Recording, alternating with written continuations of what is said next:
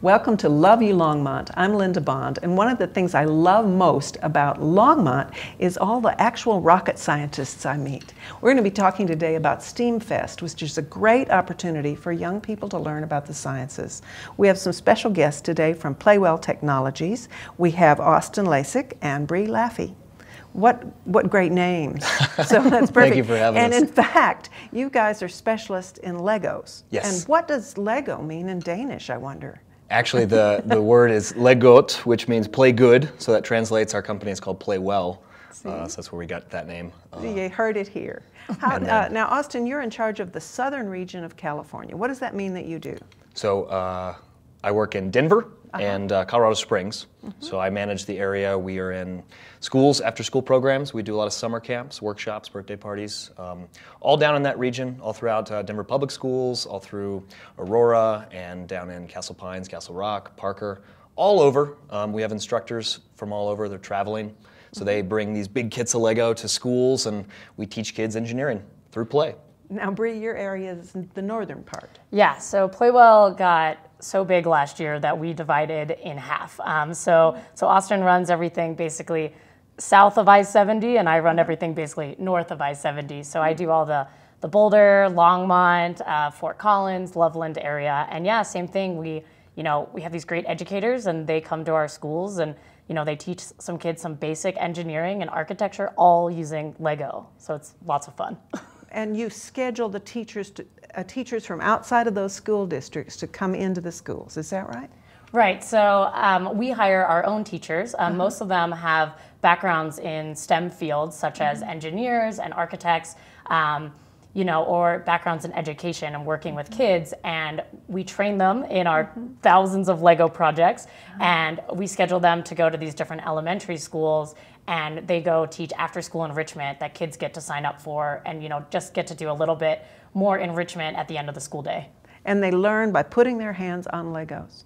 Yes. That's an exciting concept. So, the core of our curriculum is engineering-based learning. But we do, we do themed classes, like to snazz it up. We do Jedi-type classes, or Minecraft is really big these days. The new Batman Lego movie just came out, so we'll be offering some summer programs in Batman engineering, Gotham Gadgets, we call it. But it's always with that intention in mind to teach engineering and physics concepts to kids through play. Let's talk about STEAM. When I first heard that, I thought it was like steampunk. Right. It's Orson Welles type things. It's not. Tell us what STEAM Fest means. Yeah, so STEAM is, and it's an extension of the word STEM. And so it stands for science, technology, engineering, arts, and mathematics. So really, it's trying to put a focus on these fields that we're trying to get kids more involved in. And I think our organization, does a great job at doing that. Lego is something that kids already love and know well, and it's built very well to be used as a learning tool. Yep. And so, we get to come in and teach some STEAM, I will say, with kids, and they think they're playing, but they're really learning all at the same time. And it's something they're used to. We always ask, does anybody have any Lego at home? And they're like, I have thousands of pieces. Of course they have Legos. Usually on the ground. So we teach them. Or in garbage bags. Well, we teach them, projects that maybe they haven't seen before, things they can bring home. Always love to see creativity. Teach them to fail and fail better, to try new things, and to think like an engineer. Oh, I love that. Yeah. Fail and fail better. Yes. That is so smart. At the very end of the month, April 30th and May 1st, is STEAM Fest at the Boulder County Fairgrounds. Yes. Tell us what happens there.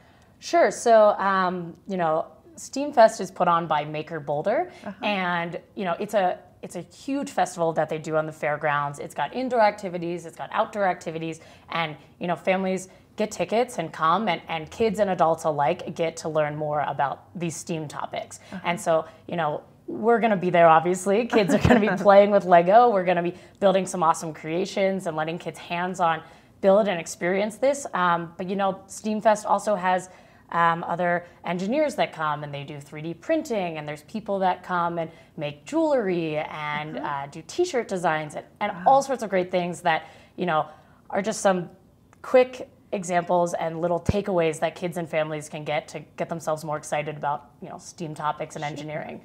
I'm so glad you mentioned 3D printing. We had the opportunity to meet Tim King, and he is a 3D printer and a sculptor.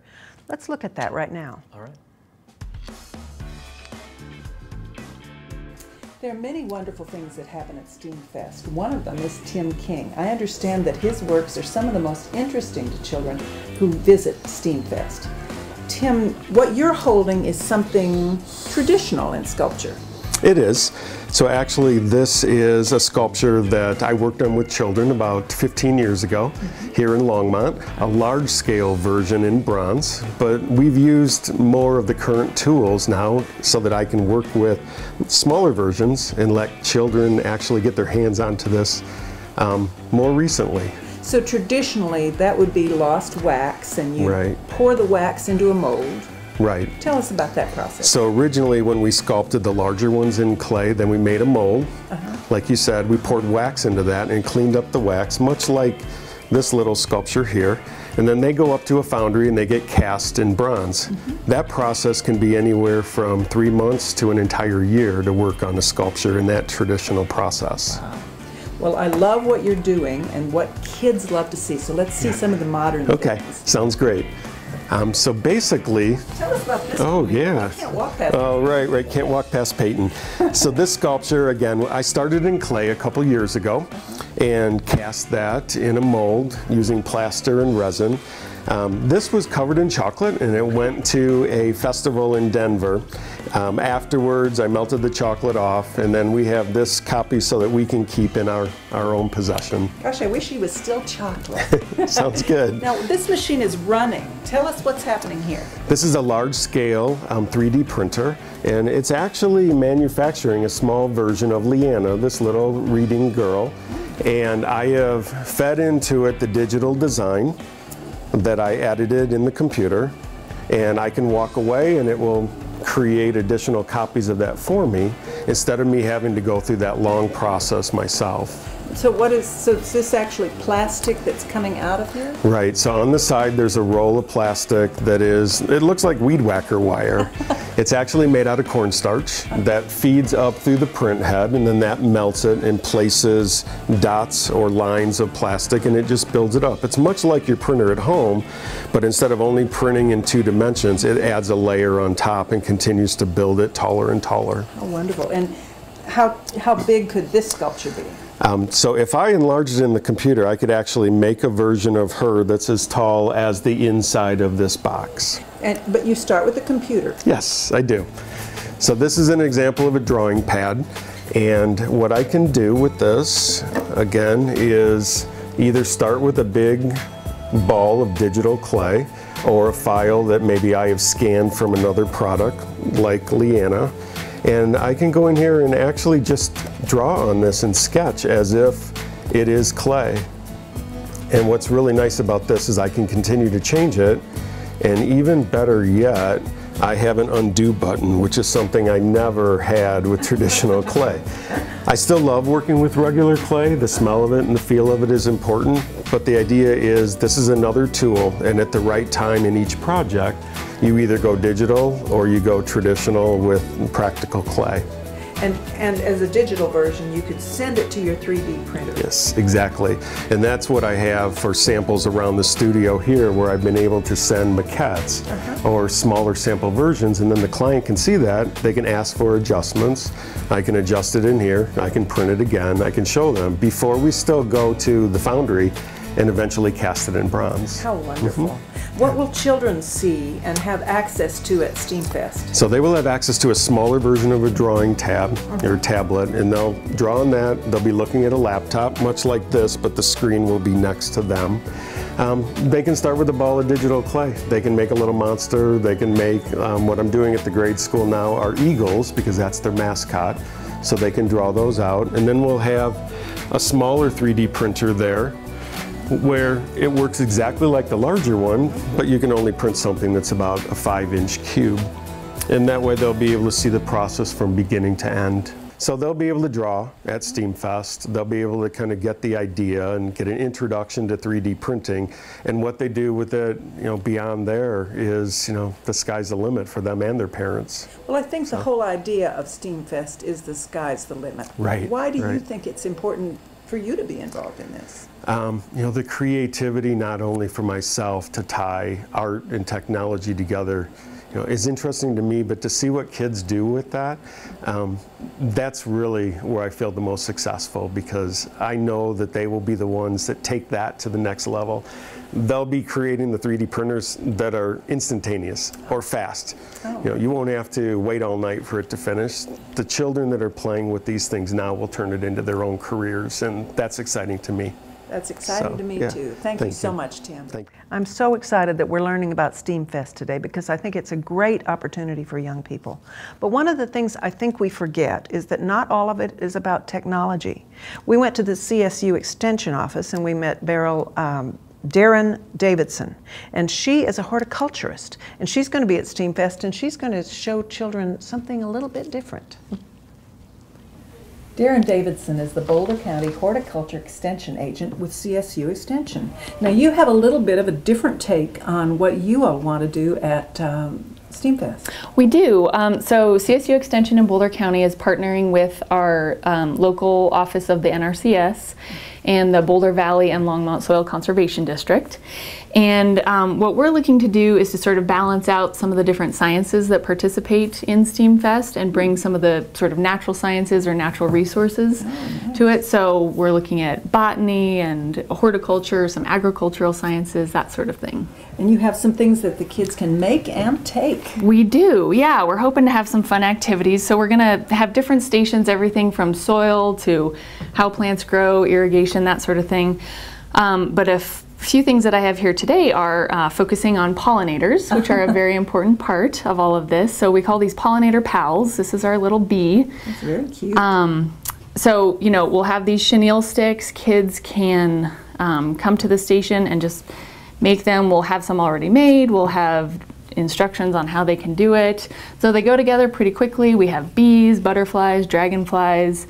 There are a few more steps to this one, but you can see that eventually turns into a little pollinator. And part of the lesson, of course, is that all plants and the food that we eat needs to be pollinated, and so they can kind of go around and find flowers and do, you know, practice pollinating. Oh, kids will love that. And you also have the opportunity to create a greenhouse. Right, we do. So with the botany side of things, the activity we have is actually creating a small greenhouse that kids can take home and see how seeds germinate and actually turn into a plant. So plants need soil, water, nutrients, and sunlight to grow.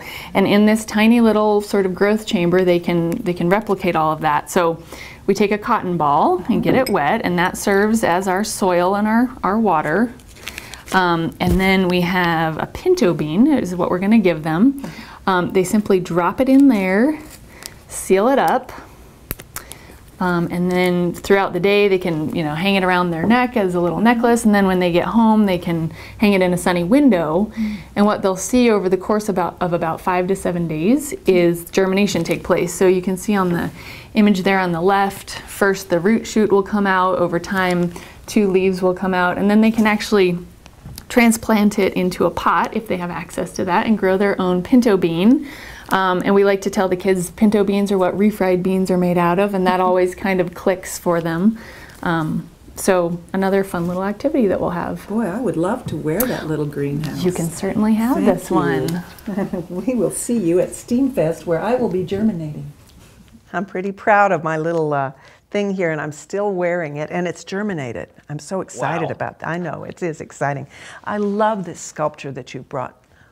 Did you make this? Actually, one of our instructors made this. This is our Ferris wheel, made from a lot of what we call these holy beams and studless holy beams.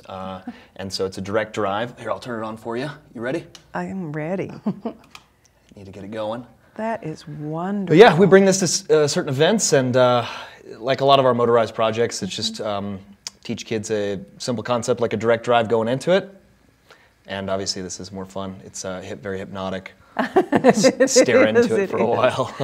Many of the things that you do have motors on it, is that right? Yes. So you teach them not just to build, but how to motorize things. Mm-hmm. Right, our Lego, most of the Lego we use is all mechanical and electrical Lego material. So, you know, we're not just building houses, you know, we're not just playing with Lego bricks that maybe most kids have or what most parents are used to seeing too.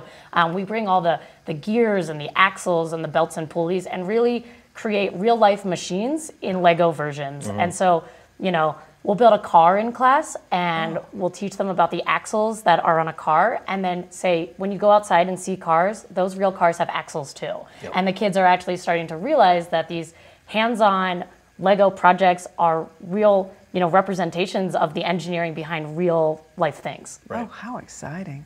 One of the things that I think is wonderful is that the whole community has gotten behind SteamFest.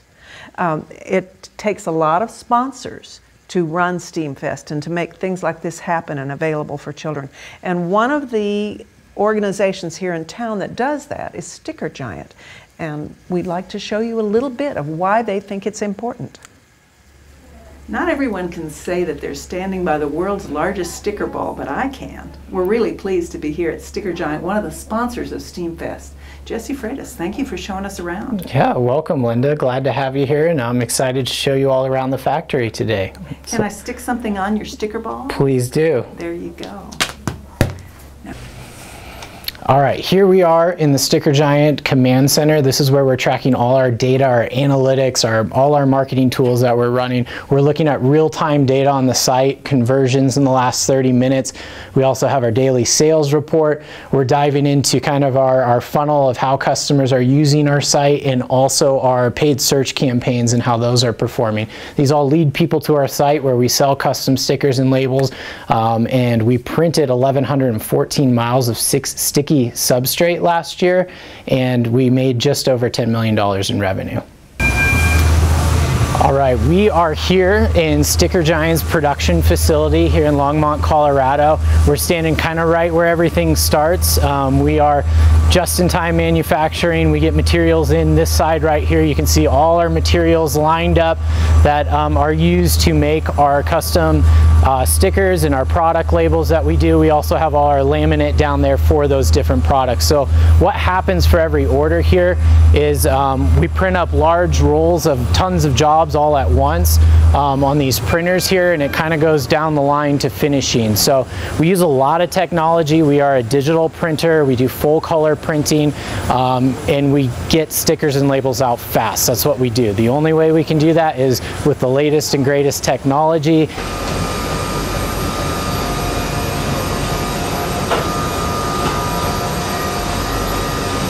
So to get high quality printing done right, a lot of technology and work goes into it. Our art team gets proofs to the customers that they approve. Then our pre-press team also uses software and new technologies to map out laser paths for machines like this. So all these printers like this, you can kind of see it right here. They're getting print ready files of art sent to them so that we can properly lay out the paths to the laser, telling it what to do when it's getting cut out. So there's a lot of steps that go into it, from computer software, sending it to the printers, and then finishing the product right at a nice quality. Jesse, why is it important for Sticker Giant to be involved in SteamFest? Well, first off, Sticker Giant loves to participate in just community events in general, but we also think it's important to showcase the technology we're using here in Longmont to make custom stickers and labels. We're doing a lot of cutting edge things, and we're excited to show that to the community, especially the kids who are learning about science and technology here. Some kids might not realize how important science and technology is. Yeah, absolutely, and it plays a factor in everyday life. When it's just coming to testing or getting quality materials through the door is really where the science comes in, and the technology to make the stickers, not only just make them, but how do we interact with our customers through different technology and social media and things that are changing every day in our lives. Well, we're looking forward to seeing you all as a sponsor at SteamFest. We're excited to be part of it. Thank you. Thank you. I really respect people in the community who choose to sponsor events like this because I think they're very valuable for young people. Now, Austin, did you play with Legos when you were little? You know, I played with Legos as a younger kid, but I stopped. And once I got this job, I was fascinated by the number of pieces, the things you can build. For instance, this is a pneumatic claw.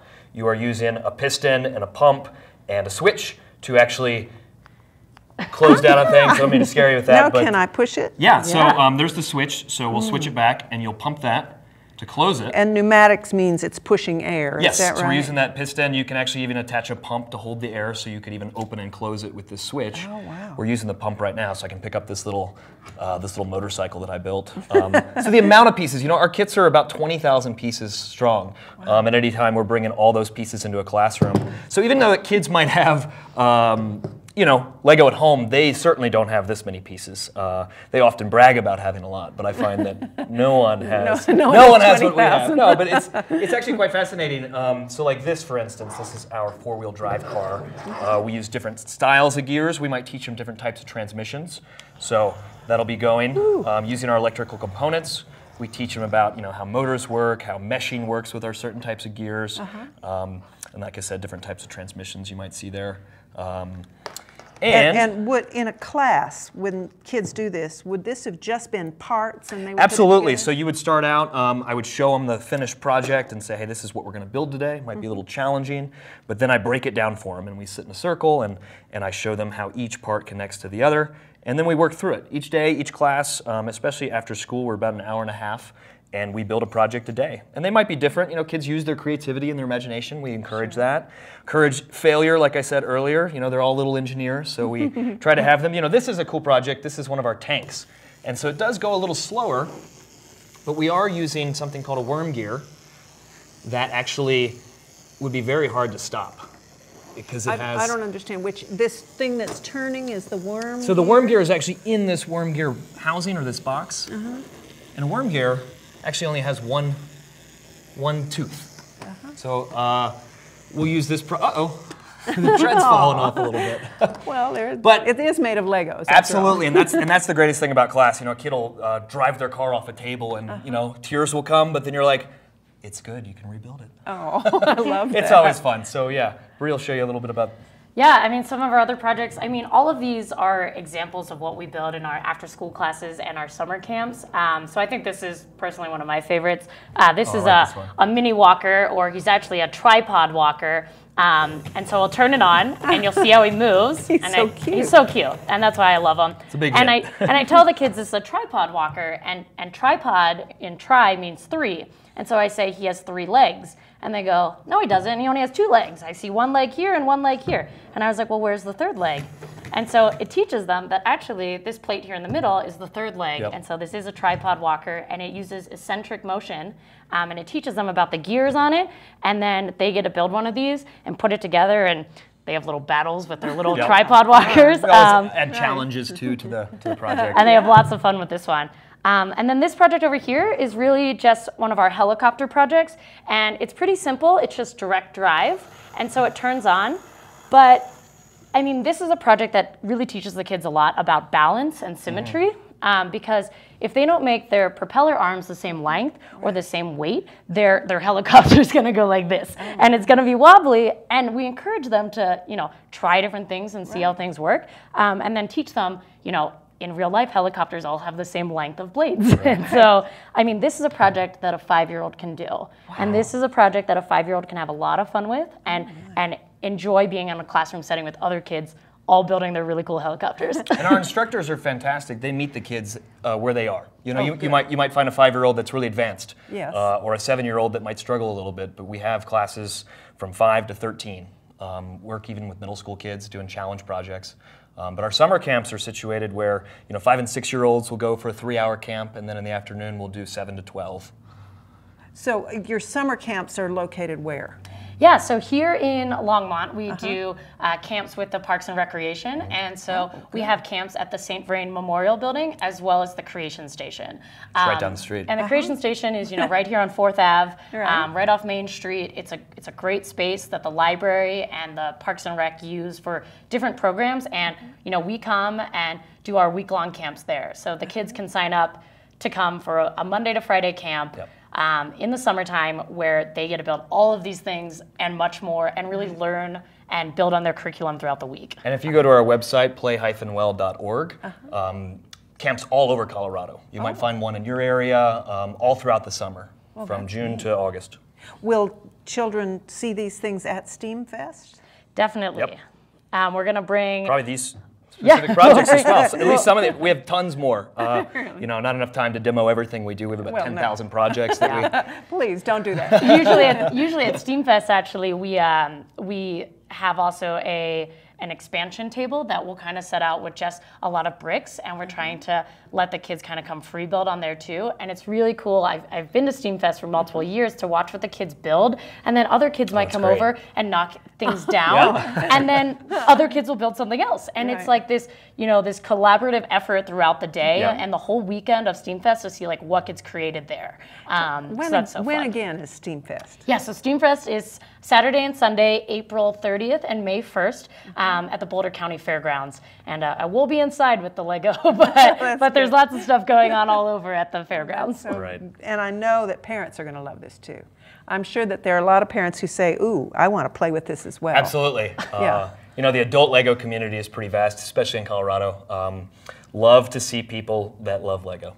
You know, and when we were watching the 3D printer, you said that there are even some adult Lego players who make their own parts. Yeah, you can actually print Lego with a 3D printer, or some people even, you know, the little minifigures, the little characters. You can print one that maybe like looks like you. An avatar. Yes. Yeah. We'll have to make our own little just a little mini you. Oh, I love that. Put on your car and drive around. All right, we got to link up with a 3D printer guy, Linda Bond minifigure. I love it.